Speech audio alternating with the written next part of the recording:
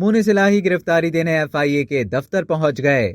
پاکستان مسلم league ق کے رہنما مونس الہی اپنی گرفتاری دینے ایف آئی اے کے دفتر پہنچ گئے۔ لاہور میں میڈیا سے گفتگو کرتے ہوئے مونس الہی نے کہا کہ رانا صاحب جو کر سکتے ہو کر لو، اب میں آ گیا ہوں، میں خود ایف آئی اے کے دفتر پہنچا ہوں، گرفتار کرنا ہے تو کر لیں۔ رہنما ق لیگ نے کہا انہوں نے مجھ پر گرفتار کرنے کے لیے ٹیمیں تیار کی ہیں، میری اطلاع کے مطابق انہوں نے مجھ پر شوگر کمیشن کا کیس بنایا۔ مونس الہی نے کہا کہ رانا ثناء اللہ کہہ رہے ہیں نوٹس بھیجا ہے، مجھے کسی قسم کا نوٹس نہیں ملا، مجھے انہوں نے گرفتار کرنا ہے، میں حاضر ہوں۔ ان کا کہنا تھا کہ رانا ثناء اللہ نے کہا کہ 72 کروڑ کا کیس ہے، ابھی جا کر دیکھتا ہوں کیا کیس ہے، میں حاضر ہوں، مجھے کیس میں پیش ہونے پر کوئی اعتراض نہیں ہے۔ رہنما ق لیگ نے کہا آج انہوں نے جعلی اسمبلی میں بجٹ پیش کرنا تھا، اس لیے رات کو یہ ڈرامہ کیا، یہ صرف اور صرف دباؤ ڈالنے کی کوشش ہے۔